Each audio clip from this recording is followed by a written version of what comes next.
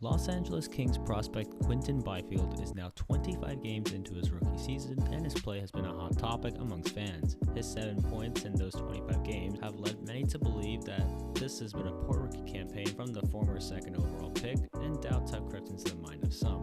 Of course, it would be nice to see more production from him, but there should be no concern surrounding his development right now. We cannot hate on a rookie who just came back from a severe injury in his rookie season. Welcome back to today's episode, everyone. If you like my content, make sure to subscribe, hit the like button, and turn on notifications so you know when I publish next. With all that out the way, let's get into today's episode.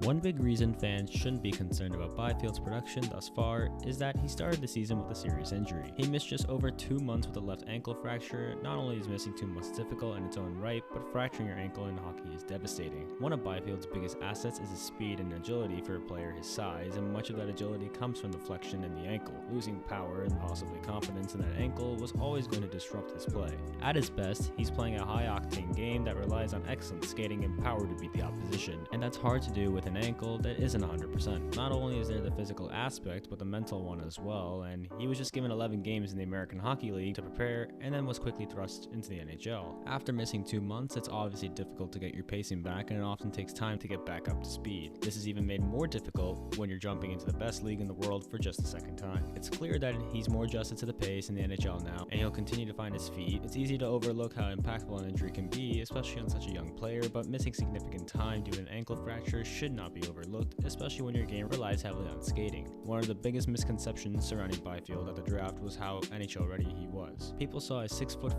210-pound young man and assumed he could jump straight into the NHL. In reality, he was always more of a project than some of his peers like Tim Stützle or Lucas Raymond. Firstly, he's an extremely young player for his draft class. Had he been born a month later, he would have been in a 2021 draft pick instead. While the difference of 6, 7, or 8 months doesn't seem like it would make a huge difference, it absolutely does. This can be seen in the fact that players are more likely to be drafted if they're born between January and March. It's also important to remember that while his size is one of his best assets, it can create some issues when going from junior hockey to the NHL, something that coach Todd McLellan commented on recently. When you're 6'5", you're playing major junior, you don't always have to use all 6'5". When you're chosen because of your offensive skills as a young player and 18 years old, it's hard to transfer those skills to the NHL. While you're doing that, what else can you provide? The question McLellan asks at the end of the quote is one he answers, and I'll circle back later, but his point about learning to use your physical tools as a young player is very important. In junior, Byfield was so much bigger and so much better than everyone else that he never really truly learned how to fully impose himself physically. He's now trying to develop that side of his game on the fly. Defensemen will no longer let him play through the middle without touching him. He has to earn every inch of the ice. I also found it very interesting going back and listening to both Bob McKenzie and Craig Button discuss Byfield when he was drafted. Both analysts keep going back to the same phrase, once he gets comfortable, and I think that's so important to remember. It was always going to take him time to get comfortable in the NHL, and it isn't a matter of if, it's a matter of when, of course. He's following the development path that should be expected of him, a slightly late bloomer who needs the time necessary to reach his potential. There have been slight issues with his processing at every level, but he's always overcome them with time, and the NHL will be no different, of course. Fortunately, one of the many positives about this King roster is their depth up the middle with Anze Kopitar and Philip Deneau, giving Byfield a sheltered role to take all the time he needs to develop into a superstar. Yes, Byfield was drafted because he was a dominant offensive player, and he needs to become that if he wants to reach anywhere near his draft day potential. However, that will come with time, and his impressive 200-foot improvement should not be ignored. Very similar to Arthur Kaliyev, it's clear that the team has heavily emphasized playing a complete game, wanting him to be responsible defensively first and foremost. He has delivered on this as well. According to Top Down Hockey's model, Byfield is in the top 30% of forwards for defensive impact. Now, of course, for anyone who does stats, 25 games is a very small sample size, but that is an encouraging sign for a player who has question marks surrounding his defensive game. Like Kaliyev, you can be confident that the offense will come, so seeing the defensive side of the game come so early is very encouraging. It's also important to remember the situation Byfield was put upon in his call-up. The Kings' third line has been a problem all season, and no line combination has found success. After his call-up, he was placed on the line and predictably struggled. It's hard to blame a rookie for coming in and struggling in a situation that every player struggled in.